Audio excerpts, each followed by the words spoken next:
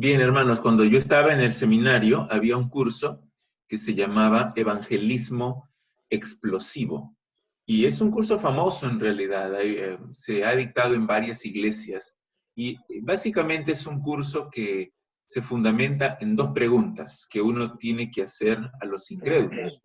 Y una de esas preguntas era, si tú llegaras a la puerta del cielo y te encontraras con Dios, y Él te preguntara, ¿por qué debo dejarte entrar al cielo? ¿Qué le responderías? Y seguramente muchos darían una lista de todas sus buenas obras y de todas las cosas que han hecho en su vida religiosa, en su vida normal. Algunos dirían, yo fui bautizado, nunca falté a la iglesia, siempre diezmaba con puntualidad, me preocupaba por los pobres, fui pastor. Bueno, en el pasaje que vamos a ver hoy, Pablo da su respuesta a esta pregunta. Imagínense a Dios preguntándole a Pablo, ¿por qué debo dejarte entrar al cielo? Y esta es la respuesta que da Pablo, que es la respuesta que debe dar en realidad todo creyente verdadero. Uno de los pecados más destructivos es el orgullo. Pensar y actuar como si uno fuera superior o uno fuera mejor que los demás, basado en alguna cualidad, en alguna capacidad, en alguna obra, en alguna posición. Es un pecado sutil al cual todos somos propensos. Y es engañoso porque cuando tú por fin crees que ya estás alcanzando la humildad, todavía estás lejos de ella.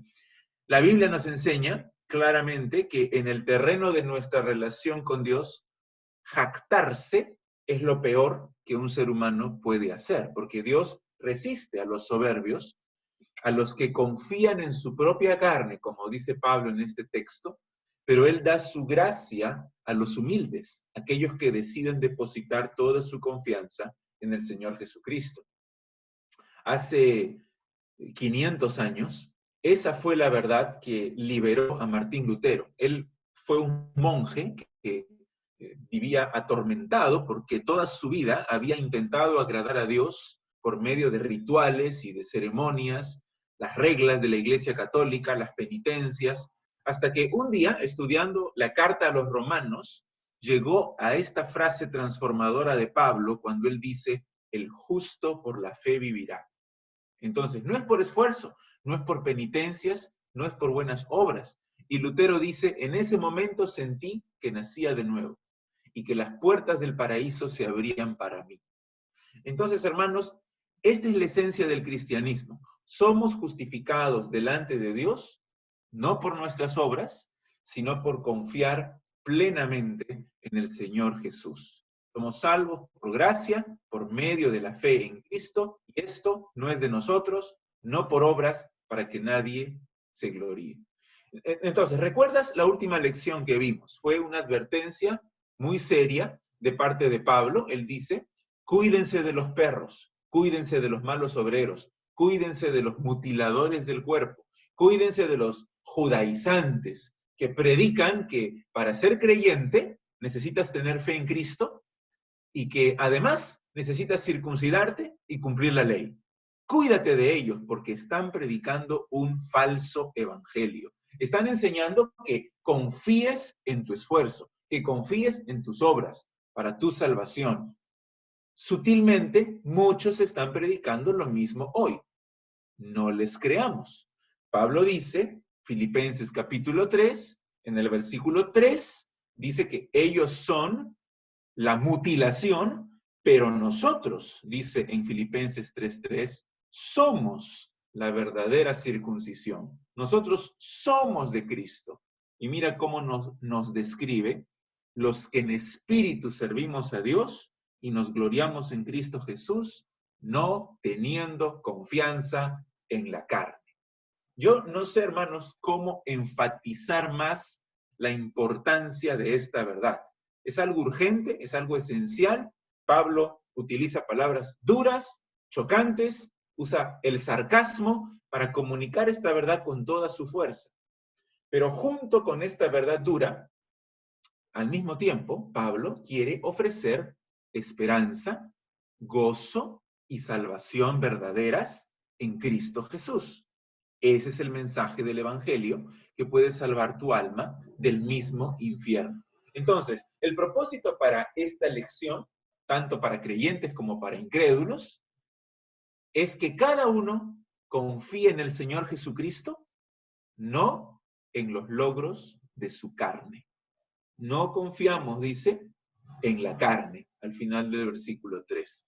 Vamos a leer esta sección, que es una sección sumamente personal, por la confianza que había entre Pablo y los filipenses. Pablo les muestra su corazón, le muestra su propio ejemplo, le muestra a los filipenses todos los privilegios, todos los logros que él consiguió en su vida y que sobrepasan a los logros de los falsos maestros judaizantes.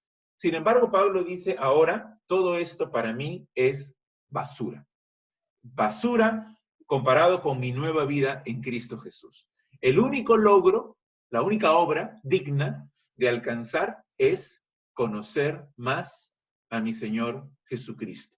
Así que Pablo aquí cuenta su testimonio y pone su vida como un ejemplo a seguir, rechazando el falso evangelio de los judaizantes. Recuerden, esta es la idea central.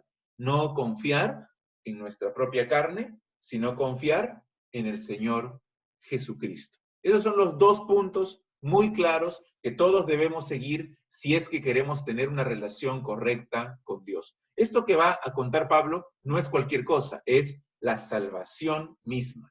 Así que vamos a leer Filipenses 3, desde el versículo 4 hasta el versículo 8.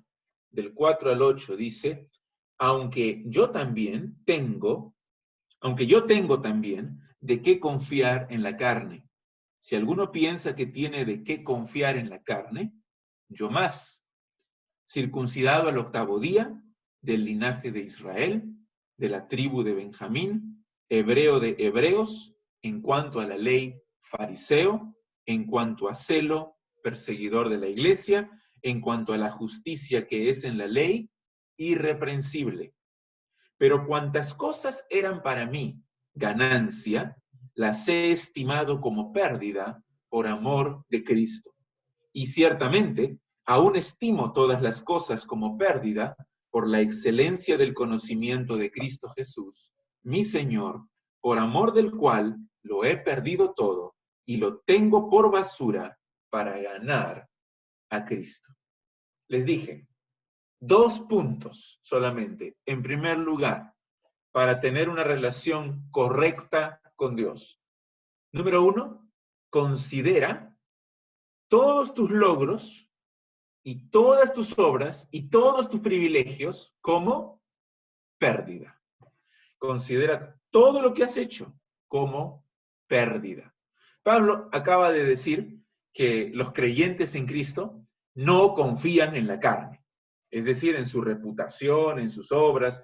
Especialmente Pablo se está refiriendo a la circuncisión física. Está diciendo que nosotros, verdaderos cristianos, no ponemos nuestra confianza en un corte, en una marca que se haya hecho en nuestra piel.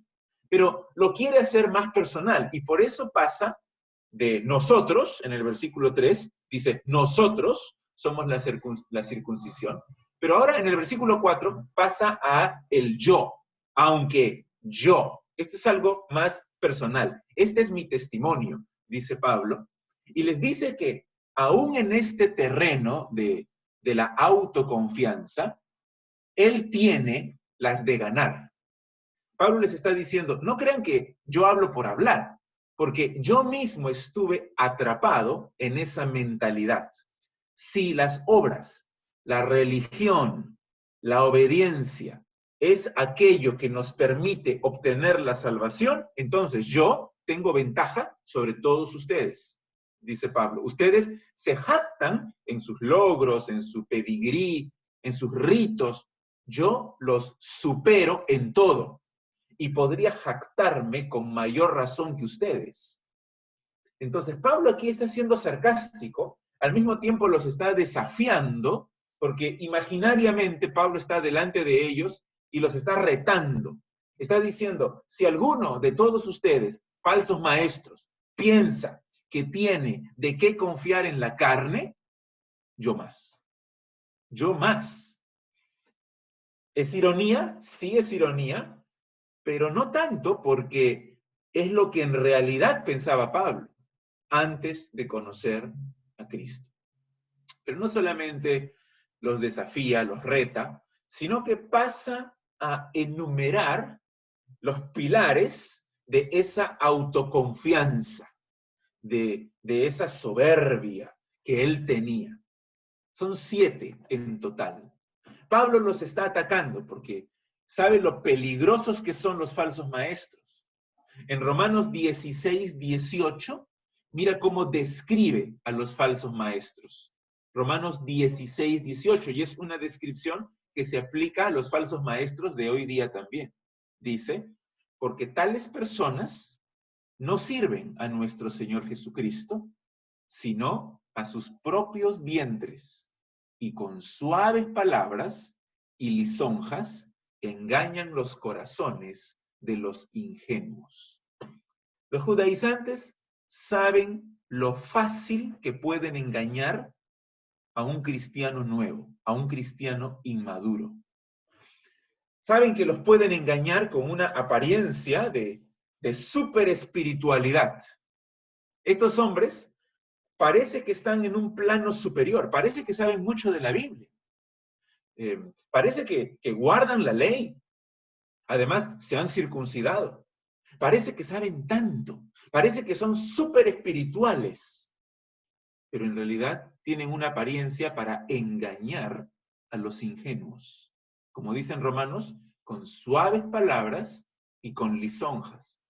Pablo no está celoso de ellos, Pablo no les tiene envidia, más bien quiere desenmascararlos. Y por eso dice, si la salvación se gana por obras, entonces yo los supero ampliamente. Y en los versículos, en Filipenses 3, versículos 5 y 6, les da una lista de 7 elementos en los que Pablo confiaba antes de confiar en Cristo. En su vida anterior, él estaba convencido que estos 7 elementos eran un fundamento sólido para su aceptación delante de Dios. Si Pablo moría antes de convertirse a Cristo y Dios le preguntaba, ¿por qué tengo que dejarte entrar al cielo? Pablo iba a sacar su lista e iba a decir estos 7 elementos. ¿Sabes por qué, Señor? Por estas 7 cosas. Vamos a leerlas. Ahí en el versículo 5, en primer lugar, circuncidado al 8º día. ¿Por qué Pablo empieza con la circuncisión? Porque era lo que los judaizantes predicaban. Que los gentiles debían circuncidarse para formar parte del pueblo de Dios. Pablo dice que yo he sido circuncidado al 8º día, porque esa es la ley. Así dice la ley de Moisés, que debían cumplir los padres de los bebés judíos. Entonces, Pablo está diciendo, yo no soy como Ismael, hijo de Abraham, que fue circuncidado cuando tenía 13 años. Tampoco soy como un prosélito judío, un gentil que se convierte al judaísmo y que es circuncidado cuando ya es adulto.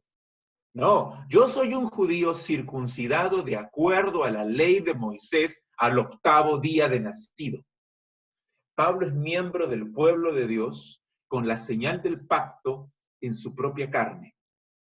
Ahora, viene una serie de 3 elementos más que se enfocan en su origen, en su crianza. Dice allí, en segundo lugar, del linaje de Israel. Del linaje de Israel. Los judaizantes se jactaban en que por medio de su circuncisión eran miembros del pueblo de Dios.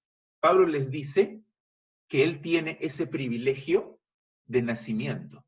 Él es un verdadero israelita. Él es descendiente de Abraham, Isaac y Jacob. Eso es lo que significa del linaje, de la descendencia de Israel. Él ha nacido israelita y por lo tanto es heredero de todos los privilegios de Israel. ¿Cuáles son esos privilegios? Hay una lista en Romanos 9 versículos 4 y 5. Dice, mis parientes según la carne, que son israelitas, de los cuales son la adopción, la gloria, el pacto, la promulgación de la ley, el culto y las promesas, de quienes son los patriarcas y de los cuales, según la carne, vino Cristo, el cual es Dios sobre todas las cosas, bendito por los siglos. Amén. ¿Qué tal privilegio, qué tales privilegios que tuvo Israel? Y Pablo dice, yo soy israelita, de nacimiento. No solo eso, también dice, de la tribu de Benjamín. Ahora, eso es importante para un judío. Pablo también lo menciona en Romanos 11:1. Romanos 11:1 dice, digo pues, ¿ha desechado Dios a su pueblo? En ninguna manera, porque también yo soy israelita, de la descendencia de Abraham, de la tribu de Benjamín. ¿Quién fue Benjamín? El último hijo que tuvo Jacob con su amada esposa Raquel. Raquel, cuando lo dio a luz, murió. El primer rey de Israel, que era tocayo de Pablo, porque se llamaba Saúl, y Pablo se llamaba Saulo, este Saúl era de la tribu de Benjamín. Es más, es muy posible que los papás de Pablo le hayan puesto Saulo cuando nació en memoria del rey Saúl, que era el miembro más ilustre de la tribu de Benjamín. Junto con la tribu de Judá, eran las únicas dos tribus que permanecieron leales a la casa de David cuando se dividió el reino. La capital, Jerusalén, con el templo, estaban ubicados en el territorio de la tribu de Benjamín. Así que esta tribu disfrutaba de un lugar especial de privilegio en Israel. Pablo dice, yo soy de la tribu de Benjamín. Y después, hebreo de hebreos. Los judíos, para referirse a sí mismos, no se llamaban judíos, porque los gentiles les decían judíos de forma despectiva. Más bien, para referirse a sí mismos, ellos utilizaban el término hebreos, para diferenciarse de todos los demás pueblos de la tierra. Pablo era un hebreo puro, sin mezclas. Hebreo de hebreos significa que su padre y su madre eran hebreos también. Sus abuelos paternos, sus abuelos maternos eran hebreos también. Era además un verdadero israelita que hablaba el idioma hebreo, mantenía las costumbres hebreas. En Hechos, capítulo 22, Hechos 22, versículos del 1 al 3, Pablo comienza su discurso en Jerusalén frente a una turba que lo quería matar, y Pablo les da un discurso en hebreo. Mira cómo dice, Hechos 22:1, varones, hermanos y padres, oíd ahora mi defensa ante vosotros. Y al oír que les hablaba en lengua hebrea, guardaron más silencio. Y él les dijo, yo de cierto soy judío, nacido en Tarso de Cilicia, pero criado en esta ciudad, instruido a los pies de Gamaliel, estrictamente conforme a la ley de nuestros padres, celoso de Dios, como hoy lo sois todos vosotros. Está aquí hablando nuevamente de su ascendencia judía, de su crianza en las más estrictas tradiciones de Israel. Toda esta serie de privilegios tienen que ver con su nacimiento, con su linaje, con su crianza. Pero hay una serie de 3 más que se refiere a sus logros personales. Dice después, en cuanto a la ley, fariseo. En cuanto al cumplimiento de la ley, Pablo era fariseo, es decir, miembro de la secta más escrupulosa, más estricta en cuanto a la obediencia de la ley de Moisés. Eran los que seguían las tradiciones de los ancianos al pie de la letra. Pero él no era cualquier fariseo, ya lo acabamos de leer. Él fue un fariseo criado a los pies de uno de los más famosos fariseos, Gamaliel. Además, en Hechos 23:6 dice que él era fariseo, hijo de fariseo. En Gálatas 1:14, él dice que en el judaísmo aventajaba a muchos de mis contemporáneos. En otras palabras, Pablo entendía muy bien a los judaizantes que querían que los gentiles se circunciden y que guarden la ley, porque él mismo había llegado a una posición en su religión, una posición de excelencia en el cumplimiento, en el estudio, en la enseñanza, en la imposición de la ley y de la tradición a todos sus compatriotas. Ese era Pablo. Pero ¿qué más? Dice también, en cuanto a celo, perseguidor de la iglesia. Ahora, ese es un elemento un poco extraño, pero nos muestra el celo de Pablo, el celo por su religión, con diligencia, con dedicación, con ahínco, sin cansancio. Él estaba enfocado en destruir a la iglesia de Jesucristo. Pablo era monoteísta y creía que estaba obedeciendo la esencia de su fe judía. ¿Cuál es la esencia? Deuteronomio 6. Oye Israel, Jehová nuestro Dios, Jehová uno es, no hay otros dioses. Así que él veía a los cristianos como idólatras que adoraban a otro Dios, al Señor Jesucristo. Los judaizantes, los falsos maestros, también se oponían a Cristo, también se oponían a la iglesia. Pero Pablo les dice, ¿saben qué? Hasta en eso yo los superaba, porque me oponía a Cristo con tal odio y perseguía a su iglesia con tanta pasión. Y después dice, en cuanto a la justicia que es en la ley, irreprensible. La ley produce una justicia en nosotros que no es de Dios, sino que es una justicia que proviene de nuestra propia carne. Los fariseos realmente creían que podían agradar a Dios. Realmente creían que eran justos. Pablo aquí no está hablando irónicamente. Así como el joven rico, ¿recuerdan al joven rico? Pablo, en su vida pasada, él tenía la convicción que había cumplido la ley, que era irreprensible en su conducta delante de los demás. Jesús le dijo al joven rico, mira, tú sabes los mandamientos, no adulteres, no mates, no hurtes, no mientas, no defraudes, honra a tu padre y a tu madre. ¿Y sabes qué contestó el joven rico? Todo esto lo he guardado desde mi juventud. De verdad lo creía. Igual Pablo. Pablo se había esmerado toda su vida en cumplir la ley. Ha puesto toda su confianza en su obediencia. Está listo para ir al cielo. Y cuando Dios le pregunte, ¿por qué debo dejarte entrar al cielo? Pablo daría esta lista. Y Dios tenía que recibirlo. Lo merecía. Tanto esfuerzo aquí en la tierra debe ser recompensado.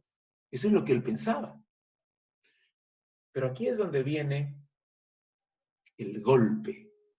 El golpe que tumba a Pablo. Mira, dice allí en el versículo 7. Pero cuantas cosas eran para mí ganancia, todo lo que acaba de decir, las he estimado como pérdida por amor de Cristo. Un cambio radical, un cambio dramático ocurrió en el momento de su conversión al Señor. Porque ahora todo en su vida gira en torno a Cristo. Cristo ha sido el factor de transformación radical en su existencia. Es como nuevamente, lo que Jesús le dijo al joven rico. Le dijo, una cosa te falta. Anda, vende todo lo que tienes, dalo a los pobres y sígueme. En otras palabras, todas tus riquezas no valen. Renuncia a ellas y que yo, dice el Señor Jesús, sea el enfoque absoluto de tu vida. Pablo había considerado cuidadosamente cada aspecto de estos versículos, uno por uno. Ese era su currículum. Y cuando Dios le preguntara, eso es lo que él iba a presentar. Mira, aquí está. En la auditoría celestial, aquí está mi currículum. Yo he hecho bien la contabilidad. Estoy seguro que estoy en azul. Tengo ganancias por todo lo que he hecho. He tenido el privilegio de heredar ascendencia y crianza judías. Y me he esforzado con gran diligencia en mi religión. He logrado una posición envidiable. Esto tiene que valer algo. Aquí está toda mi confianza. Según él, tenía bases tremendamente sólidas para jactarse delante de todo el mundo, incluso delante de Dios. Pero cuando se convirtió a Cristo, todo su mundo se vino abajo.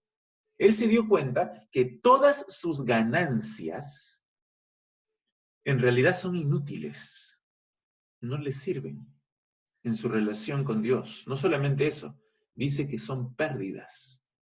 Es como si él se presentase delante de Dios con todo su currículum y el Señor le dice, a ver, permíteme ver ese file, ese expediente. Y el Señor lo revisa y dice, bueno, ahora todo esto va a ser usado en tu contra. Porque este expediente simboliza la profunda confianza que tuviste toda tu vida en ti mismo. Pablo, antes de su conversión, tenía estándares carnales, humanos, para evaluar su vida. Pero cuando él encontró a Cristo, sus ojos se abrieron para estimar su vida, evaluar su vida, considerar su vida, de acuerdo a la perspectiva de Dios.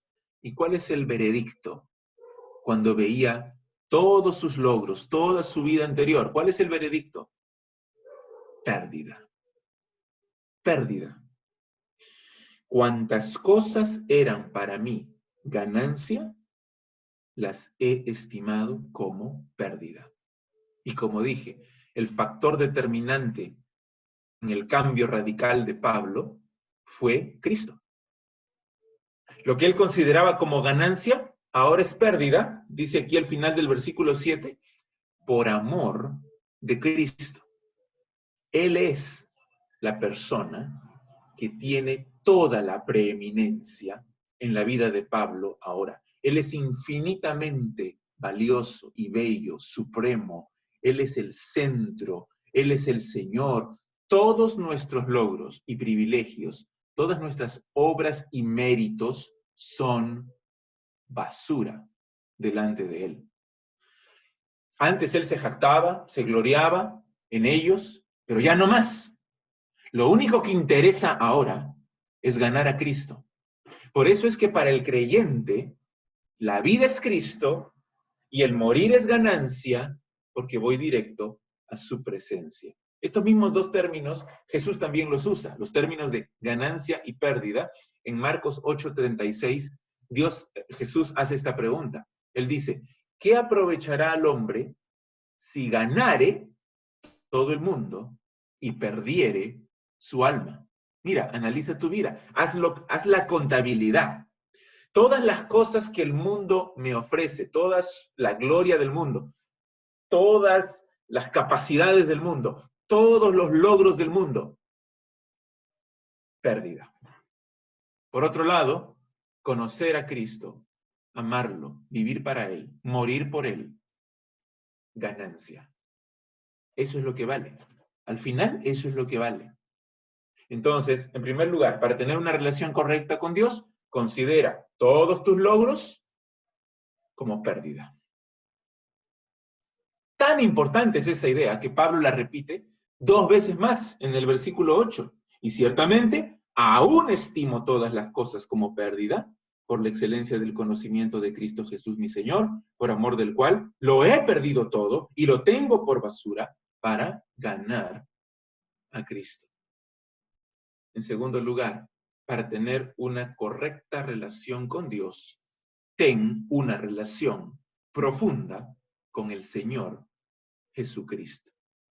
Lo que Pablo ha hecho no es un capricho, no es una emoción pasajera, no es un impulso, es una resolución pensada, de la cual no se arrepiente. No solamente en el momento de su conversión. Él dice, aún ahora, ciertamente, aún, ahora en el presente, estimo todas las cosas como pérdida por la excelencia del conocimiento de Cristo Jesús. Pablo ha madurado, ha progresado en su fe y ahora está más convencido que nunca. No hay dudas en su corazón. Ciertamente, aún estimo. Y mira, todas las cosas, no solamente las que ha mencionado, sino cualquier logro en el cual él pueda colocar su confianza, su ciudadanía romana, sus estudios, sus posesiones materiales, su posición de apóstol, aún las cosas más simples, que pueden ser peligrosas porque se interponen entre nosotros y el conocimiento de Cristo. Cada cosa, todas las cosas, por pequeñas que sean, por cotidianas que sean, por grandes que sean, todo lo hago para la gloria de Jesucristo, no mi propia gloria. Y solamente con esta frase que dice allí, por la excelencia del conocimiento de Cristo Jesús, mi Señor, ya tenemos para meditar toda la semana. Cristo es el valor supremo, incomparable. Conocer a Cristo no hay nada más grande, no hay nada mejor. La pregunta clave aquí es, ¿qué significa la palabra conocimiento? Cuando dice, por el conocimiento de Cristo. El pensamiento de Pablo está controlado por lo que enseña el Antiguo Testamento. Y en el Antiguo Testamento, conocimiento es una relación profunda, una relación íntima con alguien. En el caso de nuestra relación con Dios, significa amar a Dios, obedecer a Dios, estar unido a Él. En el caso de Pablo, está tan maravillado de tener una comunión tan intensamente personal con el Señor Jesucristo, que le llama, con mucho amor, le dice, Cristo Jesús, mi Señor. No hay nada más glorioso y supremo que conocer a Cristo. Ese Cristo que no estimó ser igual a Dios, sino que se humilló, se hizo hombre y murió en la cruz, y que luego Dios exaltó hasta lo sumo y le dio un nombre que es sobre todo nombre. Él es el Señor, pero no de una forma abstracta, sino de una forma muy personal. Él es Cristo Jesús, mi Señor, por amor del cual lo he perdido todo y lo tengo por basura. Lo cual es más extremo todavía. Dice que por amor de Cristo lo ha perdido todo, ha renunciado a todo. No solamente eso, sino que lo tiene por basura. Escucha bien, el original es fuerte, es chocante. El original significa excremento, sin valor, asqueroso, repulsivo. Alguien lo parafraseó de esta manera, en palabras modernas. Todo aquello en lo que baso mi identidad, mi reputación, mi propósito, merece ser lanzado al inodoro y jalar la palanca. Este es un ataque directo a los judaizantes. Todo aquello en lo que ustedes confían para su salvación es estiércol. Es como si alguien pensara, mira, yo nací en una familia cristiana, me bauticé muy joven, estudié la Biblia desde niño, sé varios pasajes de memoria, me sé todos los signos del linario. Mi papá era pastor, yo soy pastor. ¿Qué más? Tengo el cielo asegurado. Y Dios dice, ¿tú crees que eres un millonario espiritual? No es así. Estás en bancarrota. Has hecho mal la contabilidad. Todas tus ganancias en las que confías para tu salvación son solo un gran montón de basura. Como dice Isaías, todas nuestras justicias son como un trapo de inmundicia. El mensaje es claro. No confíes en ti mismo. No confíes en tus obras. Más bien, confía en el Señor Jesucristo. Ámalo, profundiza tu relación con Él, vive para Él, conócelo más íntimamente cada vez Pablo podía decir, mírenme ahora, estoy en la cárcel, encadenado a un soldado con la espalda llena de azotes. ¿Pobrecito de mí? No, pobrecito de mí, no. Me gozo en Cristo y gócense todos ustedes conmigo, porque aunque no tengo nada en el mundo, tengo al Señor. O sea, lo tengo todo. Mira otra vez la última frase del versículo 8, por amor del cual lo he perdido todo y lo tengo por basura para ganar a Cristo. Para ganar a Cristo. Ese es el fin último de mi vida. Ganar a Cristo. Crecer en Él. Conocerle. Cristo es mi todo. Conocerle sobrepasa el valor del universo entero. ¿De qué sirve ganar el mundo si pierdes tu alma? Entonces, cuando leemos este texto, nos damos cuenta inmediatamente cuál es la cosa más importante en toda la vida. No es lo que yo pueda hacer, sino lo que Cristo hizo por mí. No soy yo, sino la persona bendita de nuestro Señor Jesucristo. Yo no soy el que manda, Él es el que manda. Yo no soy supremo en mi vida, Él es el supremo. Conocemos realmente a Cristo.